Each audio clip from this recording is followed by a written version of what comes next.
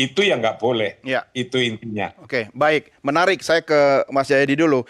Kalau kemarin itu katanya ada apa ya? Ada sponsor utamanya, kemudian ada mastermind-nya, tapi gagal nih. Padahal momentumnya tepat. Di balik itu Anda melihat apa yang terjadi? Saya setuju bahwa apa namanya protes atau demonstrasi kemarin itu adalah sesuatu yang sifatnya akumulatif sebetulnya. Kalau kita ikut yang disampaikan oleh Pak Yai tadi, masyarakat itu sudah menasihati pemerintah, komplain kepada pemerintah itu udah lama. Tagar Indonesia gelap misalnya, tagar kabur aja dulu, dan berbagai macam meme segala macam di berbagai sosial media dan sebagainya. Itu kan terus Pemerintah nggak menangkap itu. Ya, tapi rupanya pemerintah dianggap masyarakat tidak menangkap, ya kan? Misalnya mengatakan efisiensi tapi tindakannya tidak efisien, misalnya kan? Itu kan itu contoh. Mengakui bahwa masyarakat hidupnya sedang susah, tapi kemudian muncul kesan tidak peka terhadap kesusahan masyarakat, ya, dikritik seperti tidak mau, termasuk beberapa teman Bang Nasir Jamil yang tadi disampaikan sudah berlalu. Nah itu semua kan sudah dikeluhkan masyarakat selama beberapa bulan terakhir. Nah rupanya untuk demonstrasi atau turun ke jalan itu adalah bentuk paling keras dari masyarakat. Klimaksnya dari pengunjuk rasa. Iya, jadi itu tidak bisa kita anggap sebagai sesuatu yang terjadi begitu saja. Nah, karena itu pertama ya, hukum tadi yang disebut itu tidak boleh disampaikan kepada masyarakat. Masyarakat harus taat hukum segala macam. Jangan, hukum juga disampaikan kepada negara. Negara juga harus hukum taat gitu ya. Misalnya kalau ada kasus-kasus hukum seperti meninggalnya Afan Kurniawan, ya, itu terang benderang itu kan sengaja atau tidak sengaja pelakunya kan pihak aparat negara, itu harus diusut dengan jelas misalnya. Lalu kasus-kasus atau keluhan-keluhan masyarakat yang menjadi dasar pokok dari protes kemarin itu harus direspon dengan baik gitu. Jangan sekarang oke lah itu sudah terjadi ya. Nah sekarang apakah ke depan akan lebih bagus, lebih baik atau tidak, itu tergantung kepada bagaimana pemerintah termasuk DPR meresponnya. Mungkin mereka bisa melakukan 3 respon. Yaitu? Pertama respon yang sifatnya retorik, gimmick, gitu. Misalnya banyak orang sudah mulai mengatakan kalau menonaktifkan anggota DPR itu nggak ada nomenklaturnya jadi nggak ada konsekuensi hukum segala macam. Lalu orang pikir jangan-jangan ini gimmick lagi gitu, satu ya. Lalu kemudian respon simbolik boleh, misalnya presiden datang ke tempat korban segala macam, itu boleh, bagus ya, itu untuk menenangkan, bagus. Tapi jangan berhenti sampai di situ. Respon pemerintah selain menegakkan hukum adalah bersifat substantif dan efektif. Sidang etik masih berlangsung hari ini. Iya, makanya itu salah satunya. Iya, kan masyarakat itu udah pinter kan, mereka sudah buat ada 17 plus 8 kan. Iya. Ada yang jangka pendek, ada yang jangka panjang. Saya kira itu kalau dicermati dengan baik oleh pemerintah, oleh DPR, lalu dengan kepala dingin dicoba, kalau istilah Pak Prabowo, didengar, dicatat dan ditindaklanjuti. Itu kata Pak Prabowo. Iya, kan? Cuma Mas Jadi mungkin kenapa pemerintah slow response? Karena yang kemarin itu kan sasarannya kan DPR.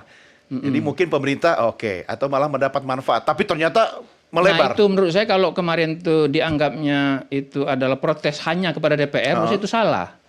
Protesnya itu kan picunya berita tentang entah salah beritanya, pokoknya adanya tunjangan, tunjangan perumahan. Sebelumnya ada katanya kenaikan tunjangan beras, lalu kemudian dikoreksi kan. Itu kan picunya.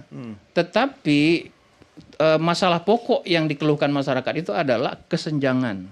Dan ini kesenjangan dan terakumulasi. ketidakpekaan respon dari negara kepada masyarakat. Di situ jadi protes itu, misalnya kalau soal tunjangan atau income atau gaji itu protes terhadap bagaimana sistem penggajian, sistem pendapatan dari pejabat negara yang jaraknya terlalu jauh dengan masyarakat sehari-hari, apalagi di tengah situasi masyarakat sedang sulit. Kesenjangannya terlalu lebar ya. Saya bandingkan tuh dengan beberapa negara. Gaji pejabat negara termasuk DPR itu di Indonesia memang termasuk yang paling tinggi jumlahnya Nilainya. dibandingkan dengan pendapatan median masyarakat, bukan bukan upah minimum ya, Median. pendapatan median, pendapatan yang tipikal. Indonesia itu pendapatan anggota DPR kalau dihitung yang paling rendah, kan ada banyak versi itu Bang ya, pendapatan anggota DPR itu. Paling rendah saya lihat sekitar 54 juta atau 51 juta. Tinggi Kenapa? itu sampai Tertarik 300 230. jadi anggota dewan? Pengen? Enggak ada yang ngangkat. Ya. Nah, kalau yang terendah kita ambil dibandingkan dengan upah median rata-rata upah median orang Indonesia itu menggunakan data BPS jumlahnya itu 10 sampai 20 kali lipat. Ya, oke. Negara lain seperti Amerika Serikat, India itu hanya 2 kali atau yang agak jauh tuh Korea Selatan. Itu hanya 5 kali lipat dari pendapatan median para pekerja. Oke. Jadi memang kalau masyarakat merasakan kesenjangan itu cukup wajar. Iya, Ditambah oke. lagi kelas menengah kita turun. Ada 21,5% kelas menengah di Indonesia tahun 2019. Tahun 2024 jumlah kelas menengah kita cuma 17,8%. Ada hampir 10 juta orang kelas menengah yang turun kelasnya. Ya. Nah 10 juta orang ini pendidikannya tinggi, tadinya biasa lebih mudah mengakses kesehatan, mengakses pendidikan, purchasing power-nya turun, kebanyakan di kota, mereka marah. Ya, yang Anda ingin Kecewa. sampaikan sebenarnya data-data tadi itu kemudian akhirnya membuat mereka kecewa dan terakumulasi.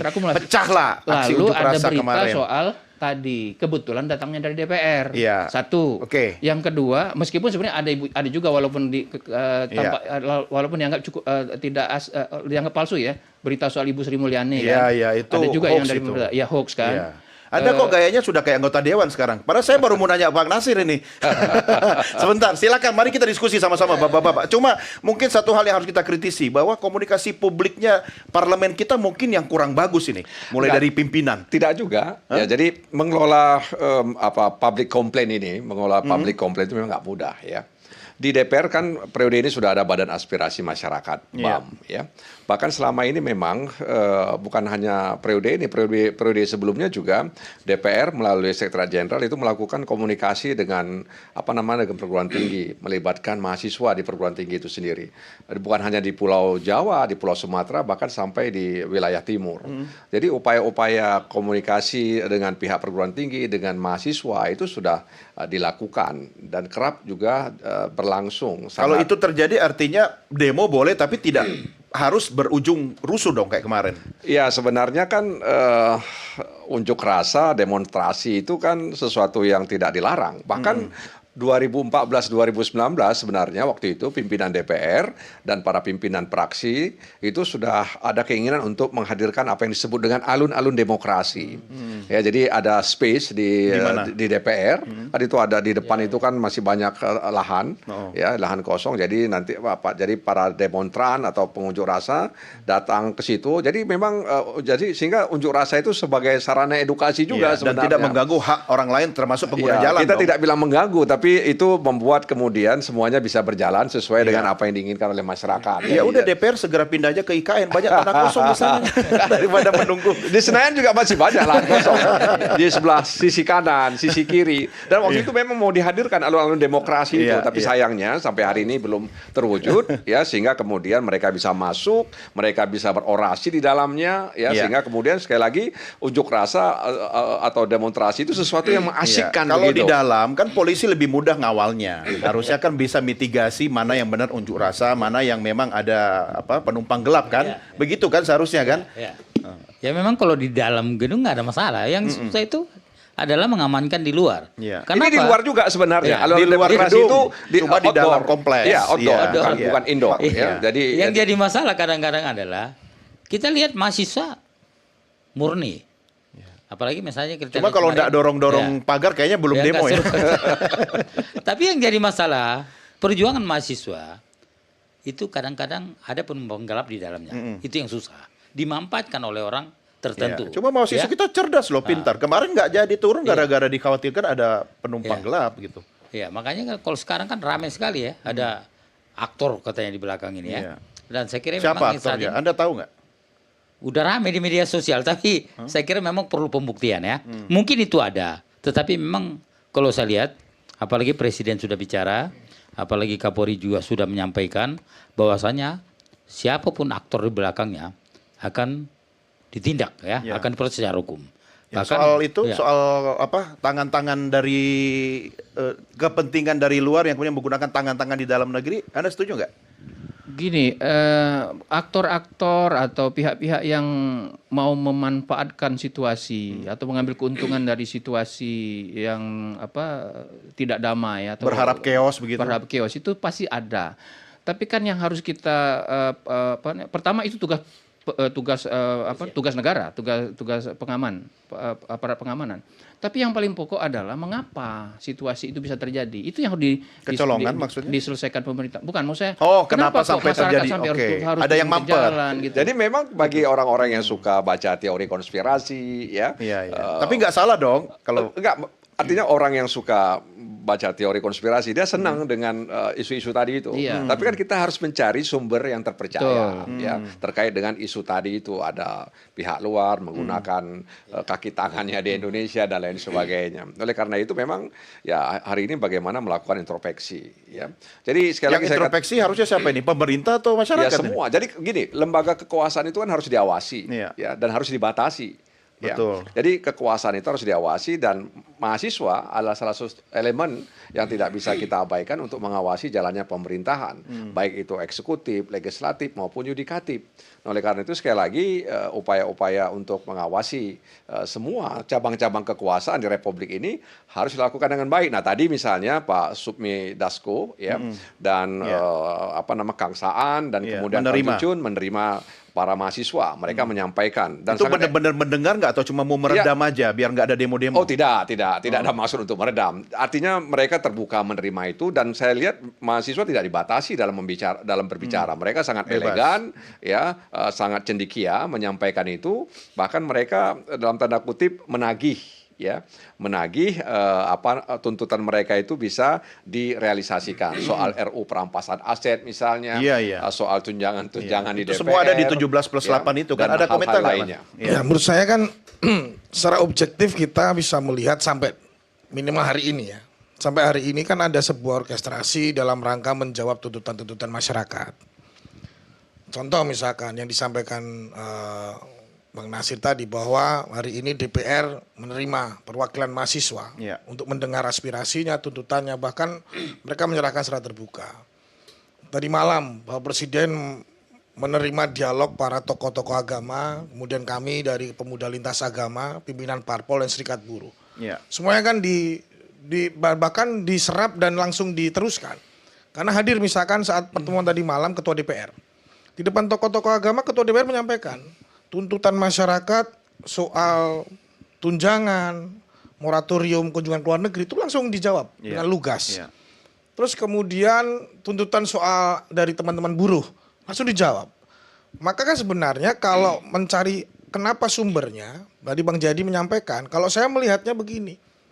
Satu, aspirasi yang disampaikan oleh elemen masyarakat melalui demonstrasi, itu kan sebenarnya sangat baik dan wajib.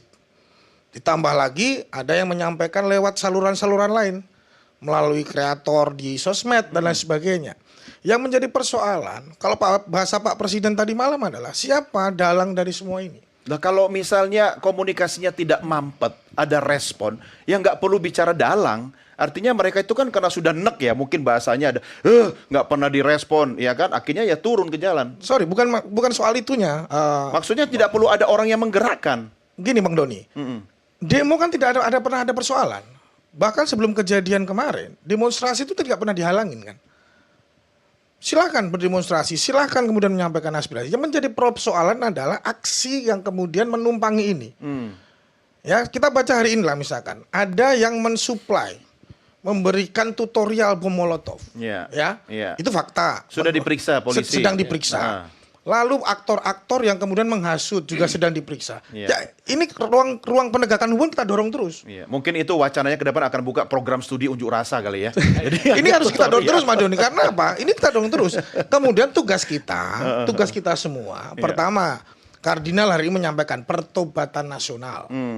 ya kan, pertobatan nasional ya Semua elemen. semua elemen mengkoreksi dirinya, kemudian secara jujur saya kurangnya apa? Iya. Ya kalau mengevaluasi misalkan pertama di anggota DPR. Kalau Anda lihat anggota DPR kita kemarin yang kritik sudah tobat belum? Wah, ini kan saya belum tahu minimal Ya, ya kemudian kan ada- lenyap menghilang itu kan sudah bertobat minimal kan.